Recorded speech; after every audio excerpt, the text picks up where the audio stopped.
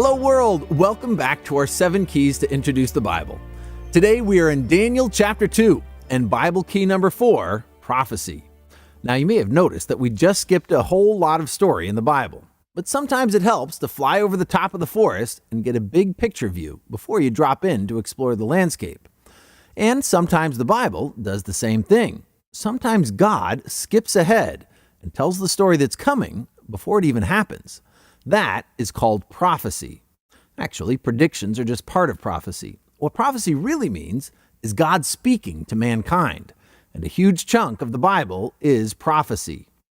Now, a word of prophecy might be about the past, the present, or the future, or it could be about God's big plan for the whole thing. And that's what we have here. Daniel 2 has been called the backbone of Bible prophecy. I call it the top of the prophecy puzzle box. It helps you see how all the little pieces fit together, and it comes with a story. The year is about 600 BC. The Israelites have been taken captive by Babylon and the great king Nebuchadnezzar. Now here's how the Babylonians worked. They took over kingdoms far and wide, including Israel, and from among their captives, they would pick out the best and the brightest young men to serve the king. So Nebuchadnezzar had wise men, enchanters, sorcerers, and astrologers representing every people and every god you could think of, including the God of Israel. Well, chapter 2 begins with a dream. King Nebi has a dream that hits him hard, and he just can't shake it. So he gathers the wise men and demands that they interpret the dream. But here, the king gets tricky. He refuses to tell them what he dreamed.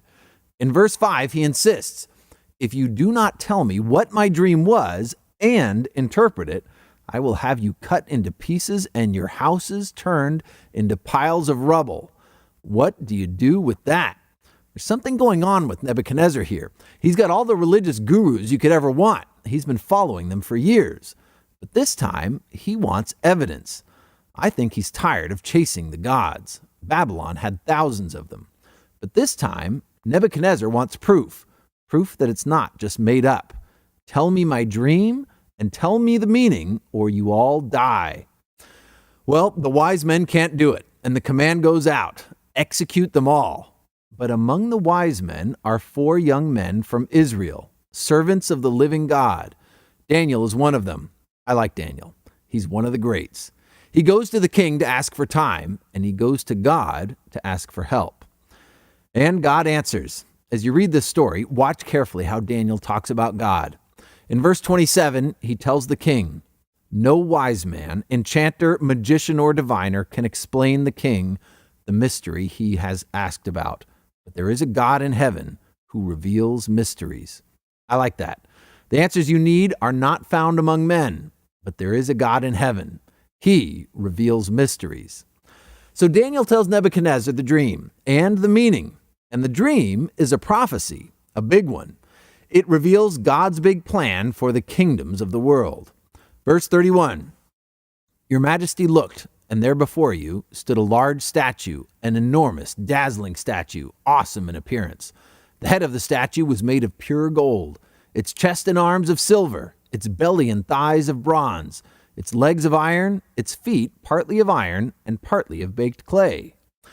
So his dream was a statue of a man, a huge one, with 4 sections in 4 different metals.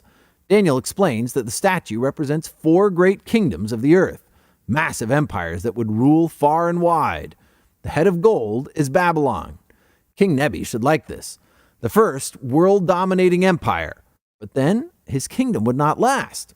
No man-made kingdom will last forever. The next empire is the silver torso, the Medo-Persian Empire. Then the bronze belly, the Greek Empire of Alexander the Great.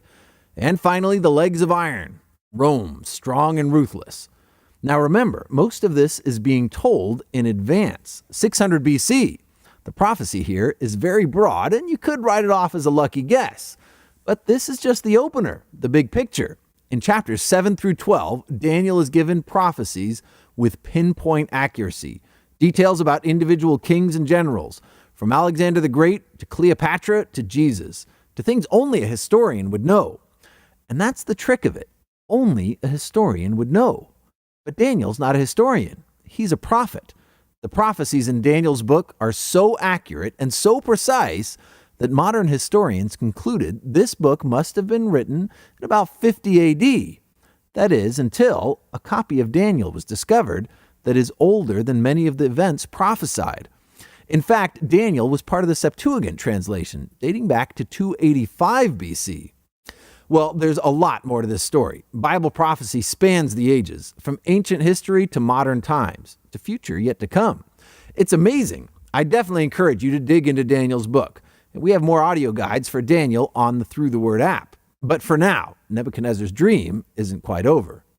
The 4 kingdoms from Babylon to Rome are given, but that last kingdom changes. The iron in the legs becomes iron mixed with clay in the toes.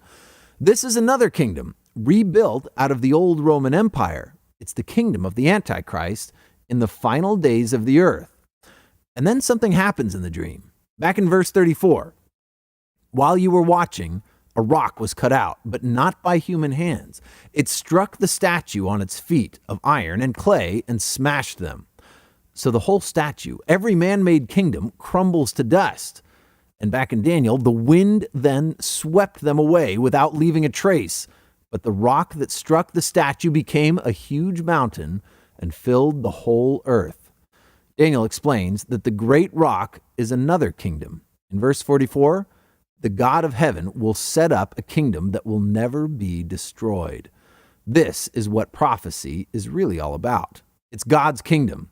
This is the backbone of Bible prophecy. The kingdoms of man, the great man-made monuments to ourselves, have come and gone like ancient statues. But the kingdom of God is a rock, not cut by man. God will establish it. As you read the Bible, watch for his kingdom. Miss the kingdom, and you miss the whole story. In all your seeking, seek first his kingdom. Well, that's all for Bible key number 4. The door is open. Go in and explore. I'll meet you back here for key number 5. And tomorrow, we meet the King.